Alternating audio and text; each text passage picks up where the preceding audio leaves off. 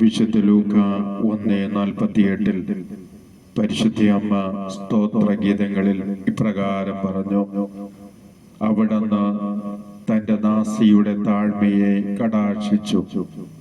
ഇപ്പോൾ മുതൽ സകല തലമുറകളും എന്നെ ഭാഗ്യവതിയെന്ന് പ്രകീർത്തിക്കും. എന്തുകൊണ്ട് സകല തലമുറകളും പരിശുദ്ധ അമ്മയെ ഭാഗ്യവതി എന്ന് പ്രകീർത്തിക്കുന്നത്? പാപികളുടെ സങ്കേതമെന്നും വ്യാകുലന്മാരുടെ ആശ്വാസമെന്നും ക്രിസ്ത്യാനികളുടെ സഹായമെന്നും സർവജനപദത്തിന്റെ അമ്മയാണെന്നും ദൈവത്തിന്റെ അമ്മയാണെന്നും എല്ലാ ജനങ്ങളും വണങ്ങി പ്രാർത്ഥിച്ച് അമ്മയെ മഹത്വപ്പെടുത്തുന്നത് അബ്രഹാം വിശ്വാസികളുടെ പിതാവായിരുന്നു. എന്നാൽ വിശ്വാസികളുടെ പിതാവായ അബ്രഹാത്തെ വെല്ലുന്ന വിശ്വാസ ജീവിതം നയിച്ച പരിശുദ്ധ അമ്മയെ, സമർപ്പണത്തിന്റെയും വിശുദ്ധിയുടെയും വിശ്വാസത്തിന്റെയും കൃപ നിറഞ്ഞ മാതാവിനെ പിതാവായ ദൈവം ഈ ഭൂമിയിൽ നിന്നും തെരഞ്ഞെടുത്ത് എളിമയുടെ അവതാരമായ ക്രിസ്തുവിനെ ലോകത്തിലേക്ക് തരുവാൻ എളിമയിൽ ജീവിച്ച പരിശുദ്ധ അമ്മയെ പിതാവ് തിരഞ്ഞെടുത്തു. നമ്മുടെ ജീവിതത്തിലെ കഷ്ടപ്പാടുകളും ദുരിതങ്ങളും രോഗങ്ങളും തകർച്ചകളും എല്ലാ ആകുലതകളെയും കണ്ടുകൊണ്ട് നമുക്ക് വേണ്ടി എപ്പോഴും പുത്രന്റെ തിരുസന്നിധിയിൽ മാധ്യസ്ഥം വഹിക്കുന്ന പരിശുദ്ധ അമ്മയുടെ സാന്നിധ്യത്തെ നമുക്കെപ്പോഴും ഓർക്കാം. ഖാനായിലെ കല്യാണ നാളിൽ ആ കുടുംബത്തിന്റെ കുറവ് നീക്കിയ പരിശുദ്ധ അമ്മ ആ കുടുംബത്തിന്റെ അസ്വസ്ഥതകളെ കണ്ടുകൊണ്ട് പുത്രനോട് പറയുകയും എന്ന് പുത്രൻ അത് പ്രവർത്തിച്ച് ലോകത്തിൽ പരിശുദ്ധ അമ്മയുടെ സാന്നിധ്യം വഴി ഈശോ ആദ്യ അത്ഭുതം പ്രവർത്തിച്ചു. എന്താണ് പരിശുദ്ധ അമ്മ ആ കുടുംബത്തുള്ള ഓരോ വ്യക്തികളോടും പറഞ്ഞത്?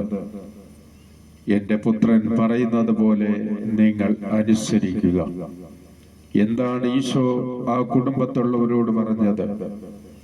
ഭരണിയിൽ വെള്ളം നിറയ്ക്കുക. കർത്താവായ ഈശോ പറഞ്ഞതുപോലെ അവർ ഭരണിയിൽ വെള്ളം നിറച്ചു.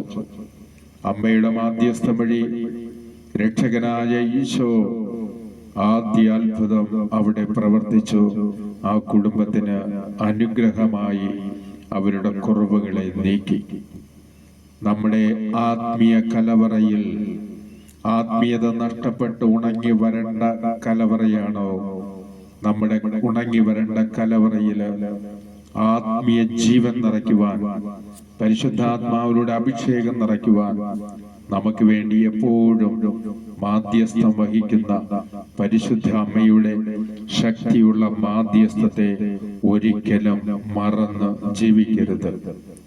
കൃപ നിറഞ്ഞ പരിശുദ്ധ അമ്മയുടെ ശക്തിയുള്ള മാധ്യസ്ഥവും അനുഗ്രഹത്തെയും മറന്ന് വിശ്വാസത്തോടെ ഭക്തിയോടെ ഒരു ജപമാല പോലും ചൊല്ലാൻ കഴിയാതെ ഈ ലോകത്തിലേക്ക് ഇറങ്ങിച്ചെന്ന് ജീവിക്കുന്ന ദൈവജനം.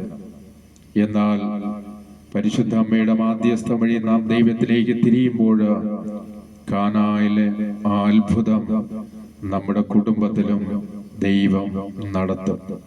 അമ്മ വഴി ഈശോ നടത്തും.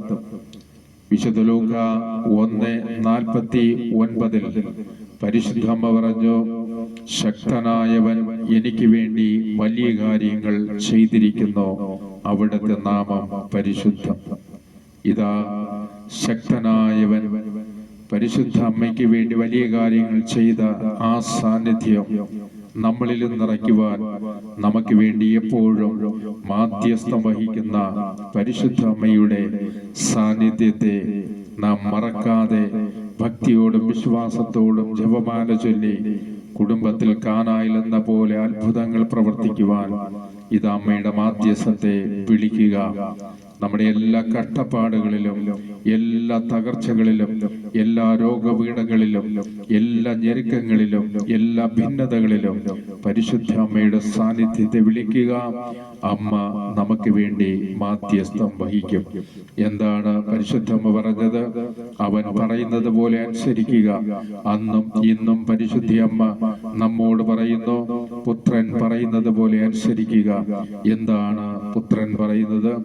അപ്പോസ്തല പ്രവർത്തനം 16:31 കർത്താവായ യേശു ക്രിസ്തുവിൽ വിശ്വസിക്കുക, നീയും നിന്റെ കുടുംബവും രക്ഷ പ്രാപിക്കും. ഈ സന്ദേശം ശ്രവിക്കുന്ന ഓരോ മക്കളെയും കുടുംബത്തെയും പരിശുദ്ധ അമ്മ വഴി യേശുനാഥൻ അനുഗ്രഹിക്കണമേ എന്ന് പ്രാർത്ഥിക്കുന്നു. സ്നേഹത്തോടെ ഇമ്മാനുവൽ പ്രാർത്ഥനാ ഗ്രൂപ്പ്, റോമ.